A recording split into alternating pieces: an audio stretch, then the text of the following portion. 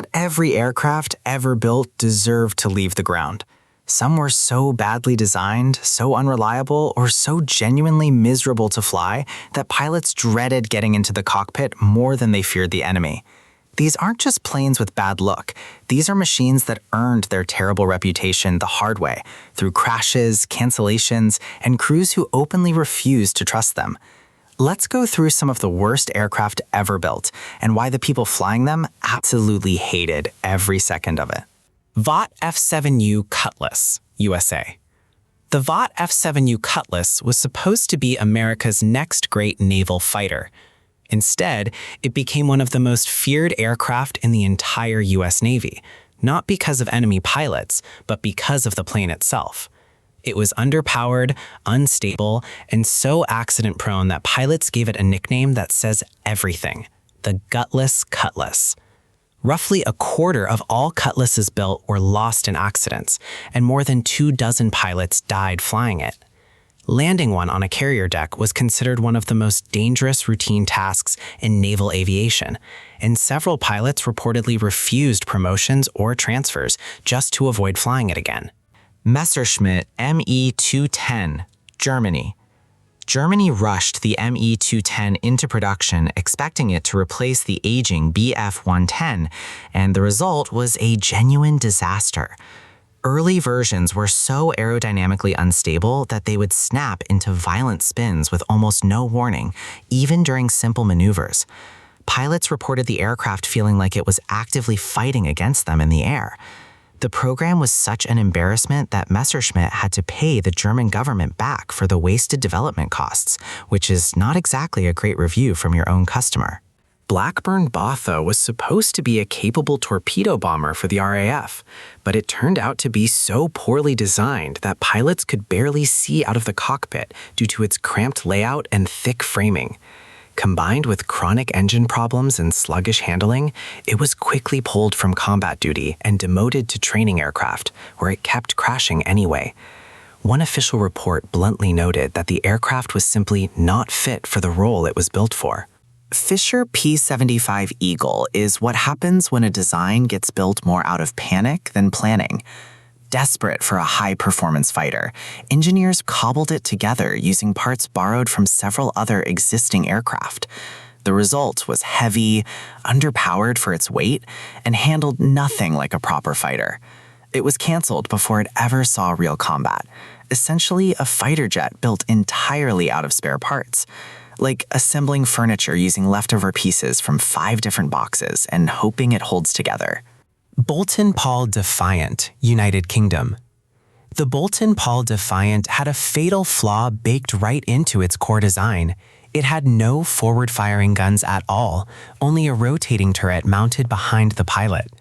Against slower bombers, this worked fine initially, but the moment German fighters realized the Defiant couldn't shoot anything directly in front of it, they simply approached head-on and picked it apart. Losses were severe, and the aircraft was quickly shifted to night fighting duty, where its odd design was slightly less of a death sentence, and actually found some genuine success against unescorted bombers in the dark. Ferry Battle, United Kingdom. The Ferry Battle looked reasonable on paper as a light bomber, but reality during the Battle of France proved otherwise. It was slow, poorly armed, and painfully vulnerable to both fighters and ground fire.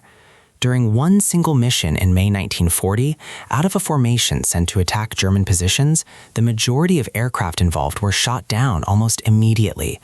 Crews who flew the battle knew before takeoff that survival odds were not in their favor. Bachem BA-349 Natter, Germany. Germany's Bachem BA-349 Natter was a desperate late-war idea, a rocket-powered, vertically launched interceptor meant to shoot straight up into bomber formations. It sounds almost like science fiction, and unfortunately, it flew like it too. On its very first manned test flight, the canopy detached mid-launch, killing the pilot almost instantly. The program never recovered from that failure, and very few Natters ever saw anything close to real combat use. Convair XFY Pogo, USA. The Convair XFY Pogo was a genuinely strange experiment, a fighter designed to take off and land straight up and down, balanced on its tail like a rocket. In theory, it solved the runway problem entirely.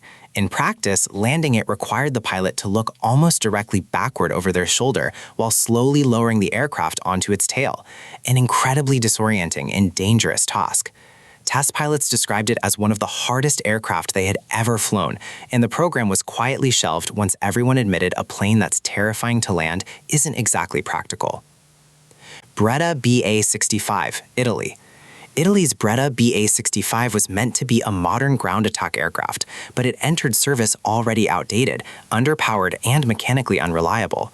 Pilots complained about poor visibility, weak defensive armament, and engines that struggled to keep up with the aircraft's weight. Against more modern Allied fighters in North Africa, it stood almost no chance, and losses piled up quickly during early desert campaigns. LWS-6 Zuber, Poland. Poland's LWS-6 Zuber was intended as a modern bomber, but by the time war actually arrived, it was already considered obsolete and mechanically fragile, with a design that dated back years earlier than its actual entry into service. Most surviving aircraft were relegated to training roles rather than combat, because commanders simply didn't trust them to survive real missions. It's a rare case of an aircraft being retired from the front line before the front line even fully formed. Loire Newport, LN-401, France. France's LN-401 dive bomber looked modern with its gull-wing design, but it was already obsolete by the time it saw combat in 1940.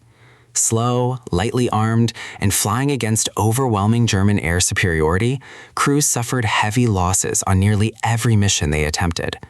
Survivors later admitted the aircraft simply wasn't built for the war it was thrown into, a common theme for machines rushed into service without proper testing. Bristol Brigand, United Kingdom. The Bristol Brigand entered RAF service after the war as a strike aircraft, but it quickly developed a reputation for catching fire mid-flight due to persistent engine and fuel system problems. Several aircraft were lost to in-flight fires that had nothing to do with enemy action, forcing the RAF to ground and modify the fleet more than once. For a plane meant to attack ground targets, spontaneously combusting on the way there was not exactly a confidence booster for its crews. From fighters with no forward guns to rocket interceptors that killed their own test pilot before ever reaching a real target, these aircraft proved that not every ambitious idea in aviation history actually worked out. Some designs pushed boundaries and succeeded, going on to become legends. Others pushed the same boundaries and became warnings instead, remembered less for what they achieved and more for what they nearly destroyed along the way.